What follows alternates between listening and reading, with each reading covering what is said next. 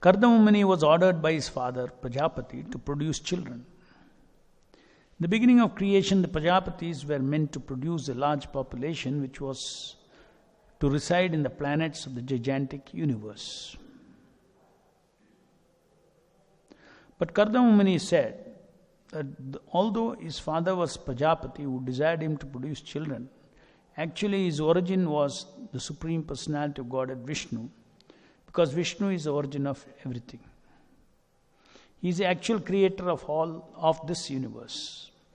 He is the actual maintainer, and when everything is annihilated, it rests in him only. This is the conclusion of Srimad Bhagavatam.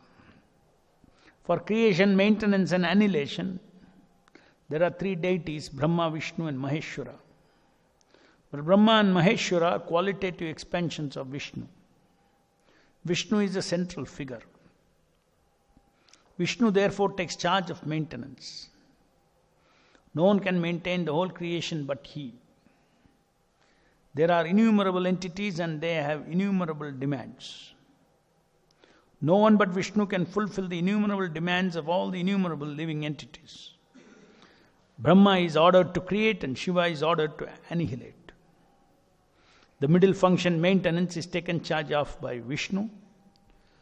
Kardama Muni knew very well by his power in progressive spiritual life that Vishnu, the personality of Godhead, was his worshipable deity. Whatever Vishnu decided was his duty and nothing else. He was not prepared to beget a number of children. He would beget one child who would help the mission of Vishnu. As stated in Bhagavad Gita, whenever there is discrepancy in the discharge of religious principles, the Lord descends on the surface of the earth to protect religious principles and to annihilate the miscreants. Marrying and begetting a child is considered to liquidate one's debt to the family in which one is born. There are many debts which are imposed upon a child just after his birth. There are debts to family in which one is born, debts to the demigods, debts to the pitas, debts to the rishis, etc.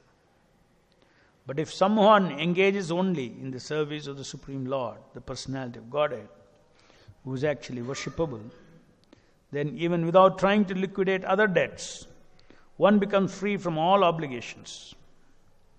Kardama Muni preferred to devote his life as a servant of the Lord in the Paramahamsa's knowledge and to beget a child only for that purpose, not to beget numberless children to fill up the vacancies in the universe. So Kardama Muni is pleased to accept Devahuti on the request of Emperor Swayambhuva for marriage. And even though Kardama Muni was a complete celibate, brahmachari, he did have a desire to marry, not for ordinary reasons as it is explained here, in order to produce one child that would carry out the mission of Lord Vishnu.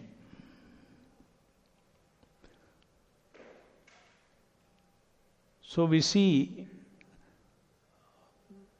the Supreme Lord, after having created this world, or every time after creating this world, he has his own servants carrying out his orders to fill up the universe with the living entities. So many planets. So the Prajapatis are the one who was given that command to now you fill up the universe with the living entities. So the Supreme Lord, though he is transcendental to the material nature, transcendental to the material world, though not part of the three gunas, in his scheme of things, this material world is also very important for him. Anything connected to Lord Krishna, whether this is material creation or his personal leelas in Vaikuntha. They are all on the absolute platform. One is lost less, one is lost more.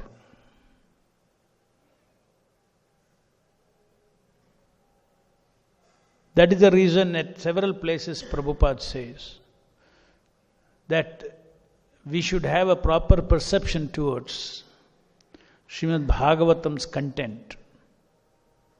From first canto, so many things are described about this material creation, about the different incarnations of the Lord on this world, in this world, material world. All those things are on par with the 10th canto description of Krishna's Rasalila. Because it is all activity of one person, the Supreme Personality of Godhead.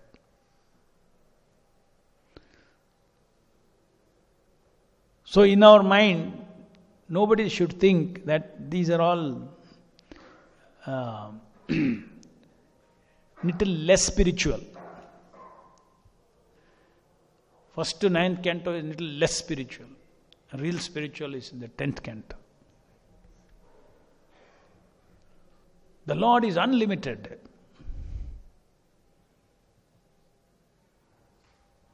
Being unlimited Lord, He has got unlimited varieties of activities. Starting from the activities in the material world where the living entities are given freedom to fulfill their unlimited desires by giving them temporary material bodies and taking them through the journey of birth to death, life after life, so many lives. And different living entities who have evolved in their journey of spiritual realization are given different responsibility, like Brahma, like so many devatas. In this material world, they are given that service. It's not that service itself anything less. No doubt, the demigod service and the gopis service are completely of different quality. One is completely pure devotion service. And devatas, they have so many desires. But one thing we should not forget, that ultimately it is the Lord's bigger picture. He has his relationship with different living entities, with given their freedom, how they want to have their existence is left to each living entity. Living that to each living entity is his supreme command, his supreme desire, his supreme scheme of things. Material world, the way it is running, it is Vishnu's scheme of things. If there is chaos, chaos is also his scheme of things. If there is order, it is his scheme of things. Ultimately, he is the Lord of everything that is existing, everything that is happening. He is the owner of everything, he is the controller of everything, he is the enjoyer of everything. This is the idea of God presented in Srimad Bhagavatam. So in that spirit, Kardamumani service is pure devotion service. Getting married is pure devotion service. Yes, it can be pure devotion service also. So it's not what the service is. It is the purity with which one executes the service that differentiate the spiritual status of that service.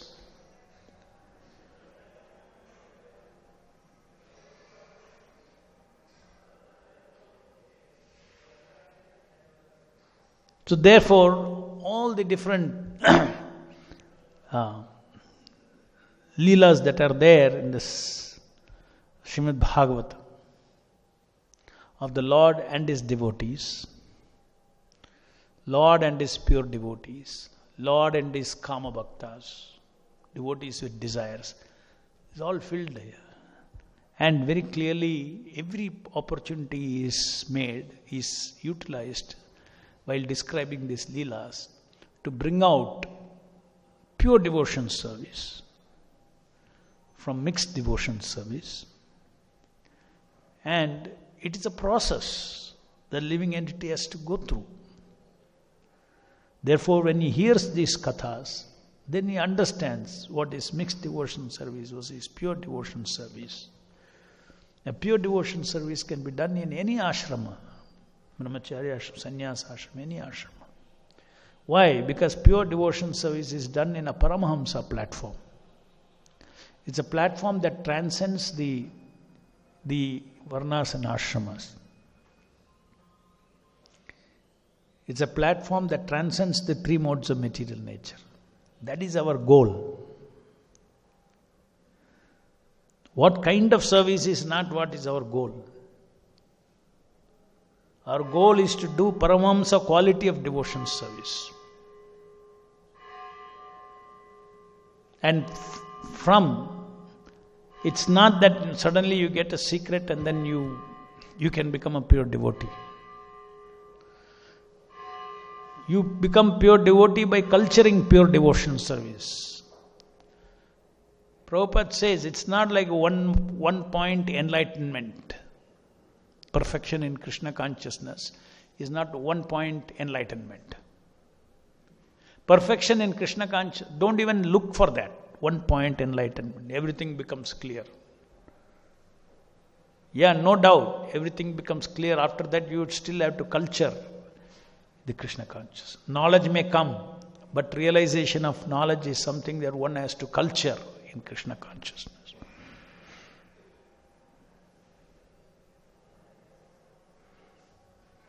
And one has to culture the Krishna consciousness in the association of Vaishnavas.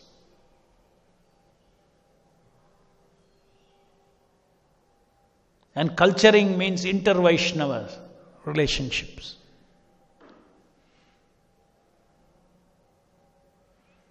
It's a slow process. It's not that, you can just learn that technique or skill or anything like that. It's a process by which the living entity learns how to give respect to every living entity. That is at the foundation. If the devotees don't learn how to give respect to every devotee, then he is not advancing in Krishna consciousness. If the devotee doesn't feel sensitivity about every other devotee's devotion service, then he is not making advancement. So if we have to look into ourselves whether I am making advancement in Krishna consciousness, one becomes finer and more sensitive to devotees. And it's not an easy path. That's not an easy path. Especially it's not an easy path if one is situated in the platform of false ego, ahankara. Ahankara about oneself, about ahankara, self-importance about oneself, ahankara about his service, ahankara about his knowledge, ahankara about his unique position, ahankara about his good fortune. All this pride that comes chokes our opportunity to convert mixed devotion service to pure devotion service. We are all doing devotion service. And demigods are doing devotion service. Everybody in the movement is doing devotion service if they are engaged in Prabhupada's service. But there has to be a constant effort and striving to perform pure devotion service. Externally, two devotees may be wiping the floor of the temple. What difference it makes? Whether it is pure devotion service or mixed devotion service depends on what is in the background of the devotee. What is the attitude of the devotee in which he is rendering that service? What is the consciousness with which he is acting as a humble servant of the Lord?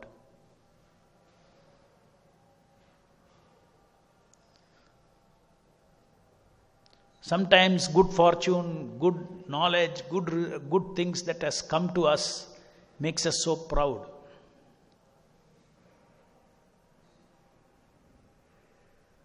We see devotees who have, got the opportunity to serve Prabhupada's mission morning to evening. Sometimes we see that they appear to be the most puffed up people on earth. No humility. Many karmis have more humility. They're so arrogant. I know now everything. He doesn't know anything. I know this life is temporary. He thinks this life is eternal. So see the attitude with that knowledge is applied. I am better than him. Not that he is thinking that, I was also like him once. In 1 second, if Lord's mercy goes, I'll be back like that. Pride. Possessions bring pride. Possession of knowledge also brings pride. So devotees have to be very, very careful in how to handle all the wonderful things that Prabhupada and Krishna is giving us. So much knowledge Prabhupada and Krishna has given us. No doubt we are so much more fortunate than so many living entities in this world. That more fortunate feeling should motivate us to make more people fortunate. And that is the spirit of the entire parampara. That is the spirit of preaching Krishna consciousness. That is the spirit of Srila Prabhupada which you have seen. Preach, preach, preach, preach. Spread this movement. Just like Krishna has, as it is mentioned here, this material world is not just created and left like that. Material world is created and there is a laws of nature, and those who want to have so many material desires, according to law of karma, life is going on. But continuously Lord's mission is operating in this world. That is very clear. In the form of his various incarnations, the Lord is here in this material world, trying to, wake us up from this material world. That is why various incarnations come in. And various activities, leelas of the law incarnation are performed here. So by hearing about it, we understand there is a Lord beyond this creation. There is a Lord who is the creator. The Lord who is the controller, owner, enjoyer of everything. By these incarnations, we get purified. We get opportunity to get purified.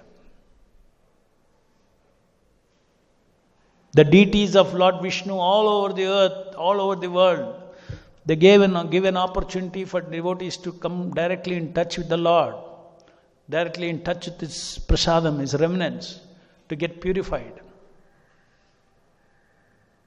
Prasadam is pure knowledge.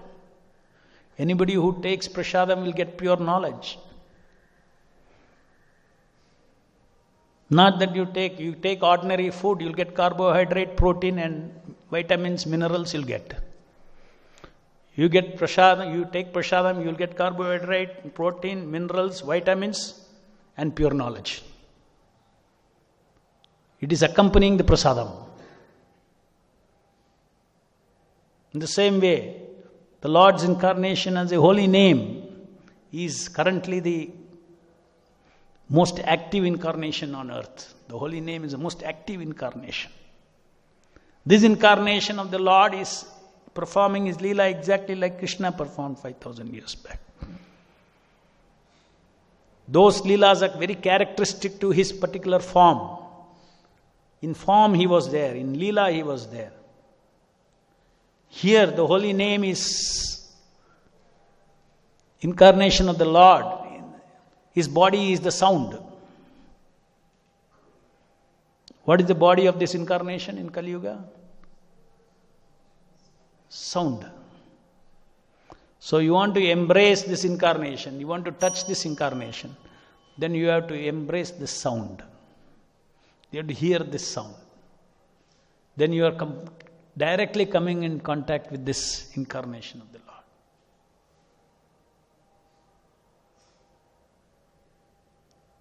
So, the Lord is with the devotee who wants to serve his mission. The Lord is not unlimited.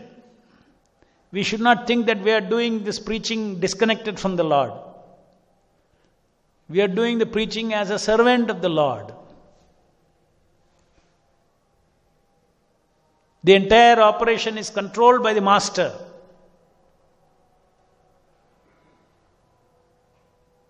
The devotees are simply puppets in the hands of the holy name. If the holy name you are preaching, then you are simply a puppet in his hands, willing to become a servant.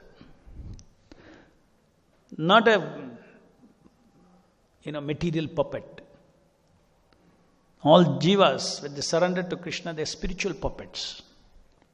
In the sense that they are blessed with the service of the Lord, but the direction, the way things happen, it is all left to the Lord. Just like if you see Srila Prabhupada's 1966 onwards, these Leelas, if you see, as an organization, you will see it's the most chaotic organization.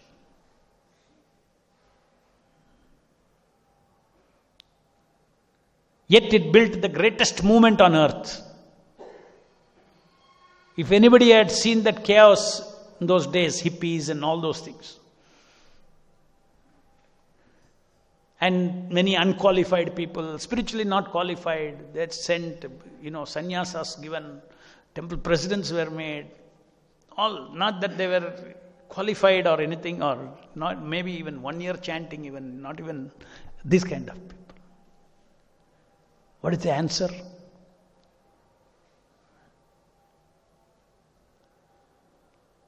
So, Krishna consciousness movement is not built by material perfection.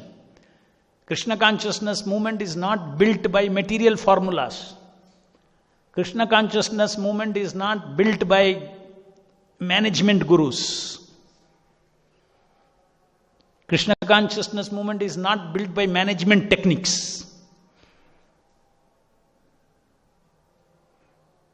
They all will serve a higher thing, which is the Lord's inconceivable ways in which Krishna consciousness movement grows. Cannot make material calculation. So nothing is perfect, except that the perfect Lord is being remembered in carrying out the activities of his mission. That is perfection. Don't see material perfection. There was spiritual perfection in every chaos that was there in this movement from 1966. Spiritual perfection was there. Why? Because Srila Prabhupada was there. Srila Prabhupada is trying to create, transcendental movement out of the imperfects. Out of imperfect servants of the Lord, Srila Prabhupada has created. Contaminated servants of the Lord, contaminated living entities, he has created a transcendental movement. Which even in those days, if somebody understood the principles of Bhagavatam, he could clearly see that. Even today, somebody can see, they can see all these things. Those who are chanting Hare Krishna will never be let down by the Lord. They will be used this way or that way in service of the Lord. He is in control. Lord Chaitanya's movement is in control of Lord Chaitanya himself. In one point, Prabhupada replies, who will succeed me? Lord Chaitanya will succeed me. Then only Lord Chaitanya is running this movement.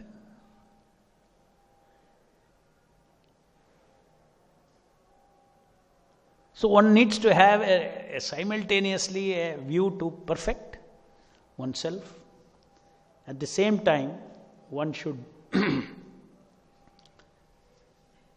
understand that this material world is imperfect, and in this imperfect world we have to create more and more opportunity to engage more and more living entities into become Krishna conscious. That is and all those things are the impossible is possible because Krishna is there. Moment Sankirtana is not there, you have finished. Moment Japa is not there, you have finished. Everything goes away. Just like when after Krishna's disappearance, Arjuna's arrow had no power. Had no power. Because Krishna was there, Krishna's mission was being run, inconceivable things happened, some inconceivable power was there with Arjuna. So in the same way, we as devotees of Srila Prabhupada keep Prabhupada as our inspiration, as our guide. As he said, I never die. So by worshipping him every day, by following his instructions every day, and not taking our material mind to its measuring tendency. The material mind, Bhaktisiddhanta Saraswati Thakur says, this mind's measuring tendency, evaluating everything, judging everything with your tiny scale. You take your tiny scale and you want to measure the universe. Similarly, you take your tiny scale of your mind and you measure the movement. This is wrong, that is wrong, all these things. Don't worry. Doesn't mean there is nothing wrong. There may be so many things wrong. Something materially wrong may be transcendentally correct. I do not know. I do not know. I just carry on my duty. Chant Hare Krishna. Do my duties.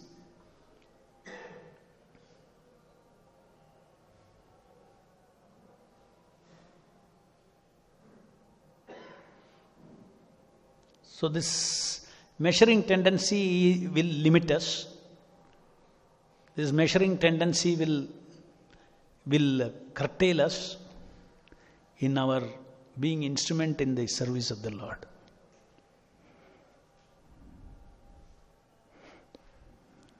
Any questions?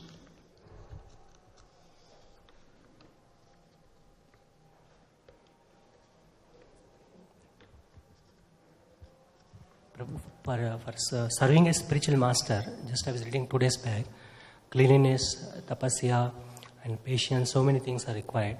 So if a devotee has now developed these qualities, then can he be instrumental in the mission of Prabhupada and Krishna? To that degree he will be. What is the difficulty? Like Prabhupada's time you were even karmis who are giving you life membership money, they are also instruments in service of Prabhupada. They don't have any big tapasya, nothing. But what kind of instrument you want to be is a question. What kind of instrument? So there can be instrument. Perfect, imperfect, everybody. Even a devotee with material desires, he can be. But what kind of an instrument? What kind of an instrument Prabhupada will appreciate more and more? That is important. And that is given in the books, given in his teachings. That the pure devotion service. We should be aiming towards pure devotion service.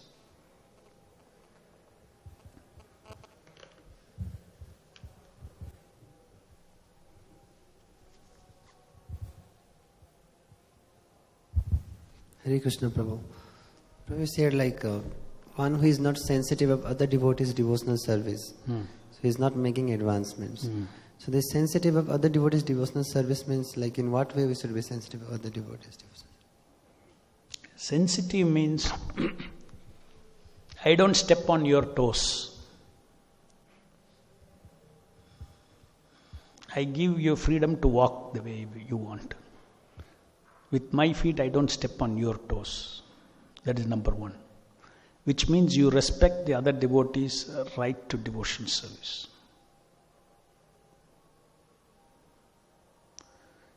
Number one. Second is this is respect to service. Second is there should be attitude of appreciation for every devotee. There should be attitude of appreciation of the devotees' desire, effort, everything. The attitude, you may have an attitude of respect for that, but doesn't mean you may not see that the person is wrong somewhere. That is different, attitude is different.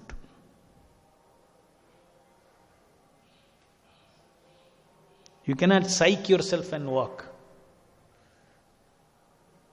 So attitude is that of respect, seeing all the positive things that the devotee can do, he is offering. So many things where we all have so many defects. We are in a hospital. We are not yet in Vaikuntha.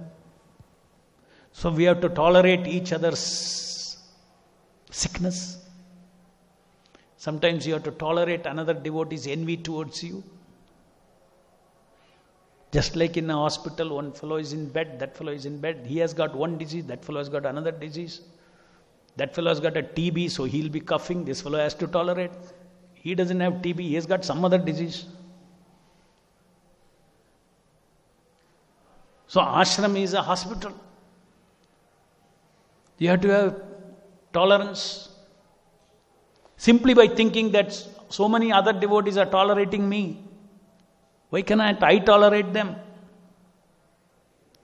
When we criticize devotees, we don't see that how bad I am.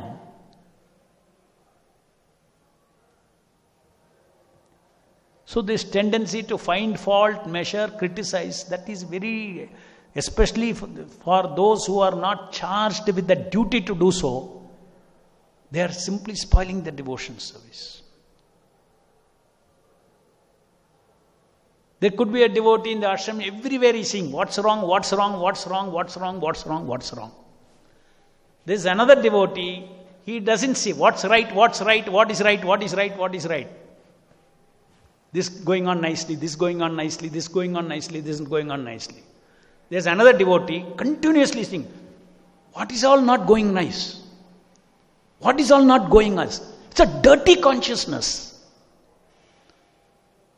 This is fault-finding consciousness, our anartha. What is not going right? And you'll never feel any enthusiasm. If you go on being negative, where you will get enthusiasm?